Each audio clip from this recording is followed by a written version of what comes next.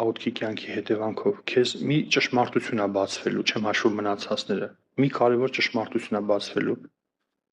որ քեզ եւ Աստծուն խանգարողը դու ես։ Քեզի սա չի կարող բացվի, եթե դու աղոթքի կյանք չունես։ Դա ամեն մարդու չի բացվում, տենց հեշտ չի բացվել։ Ես քրիստոնյաների մասն եմ խոսում։ Իսկ երբ որ քեզ բացվում է, որ քեզ եւ Աստծուն խանգարողը մենակ դու ես, դու ընկնում ես հոգեվոր կյանքի արոտների մեջ։ Քո մոտ նոր սկսում է հոգեվոր կյանքը։ Դու այդ ժամանակ նոր հասկանում ես, որ ինչքան հեռու ես եղել հոգեվոր կյանքից։ Դրա համար կարելի է մի նախադասությունով դա ասել, էլի, եթե մարդ չունի աղոթքի կյանք,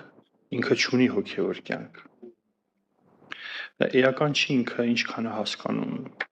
ումից լավ է հասկանում կամ ումից վատ է հասկանում։